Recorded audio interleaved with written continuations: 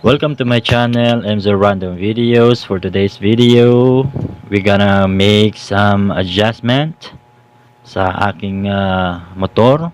So, dito sa footrest niya. So papalitan po natin ang rubber nito ng gaya ng sa XRM. Paano nga ba yan? So tara!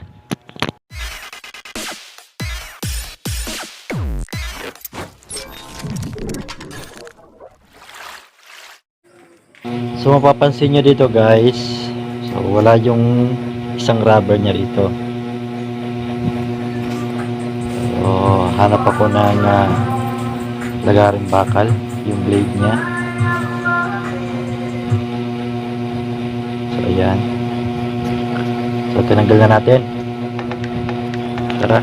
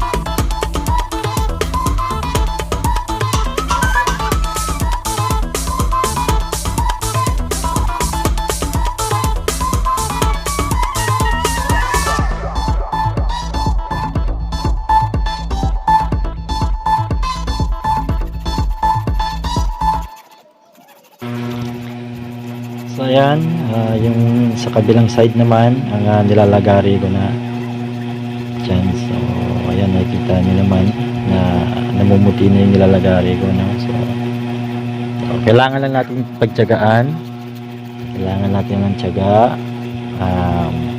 Kung wala ka naman ibang pinagkakamalahan, no? So hindi naman kailangan sobrang madaliin natin yung trabaho, no? So kailangan take time lang tayo. So pag nangangawit pwede rin tayo mag-rest. Yan, medyo nangangawit din ako dyan kaya yan.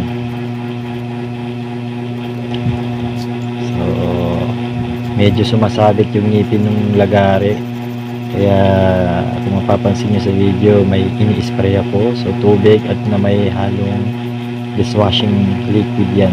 So yan, para mas maganda yung paglalagari sa bakal. So ayan, nakita nyo naman, no, manipis na talaga, halos mapuputol na siya. Ayan, so tuloy pa natin.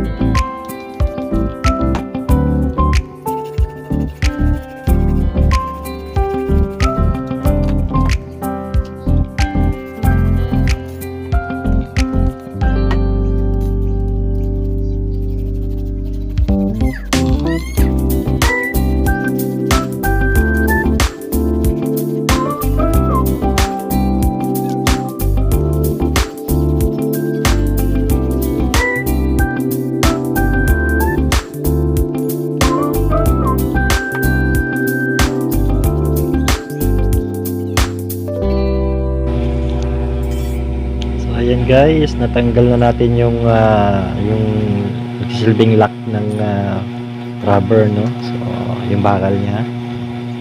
So ayan, ikakabit ko yung footrest rubber. Yan, para makita natin yung magiging itsura niya.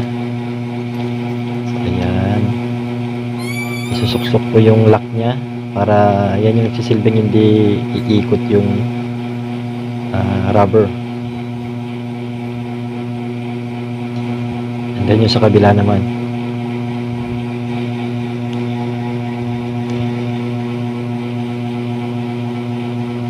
Ayan, sinagad ko yan hanggang kaloob-looban niya para talagang kakapit siya at maganda tingnan. So ayan na siya, kakabit ko na. So tuloy na natin ang trabaho.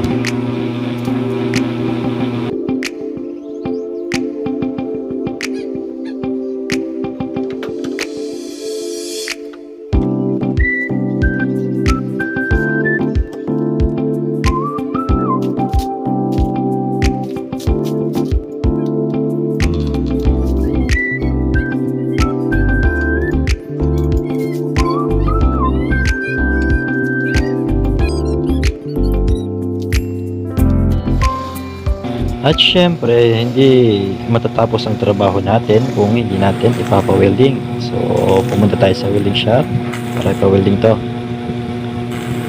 So, ayan. Ito na po yung resulta niya. So, pati yung sa kabila ay napakaganda. Simple lang naman siya pero matibay. At syempre, susubukan din natin ikot-ikutin. So, matibay naman siya. So hanggang dito na lang guys at maraming salamat sa panonood. Hanggang sa muli.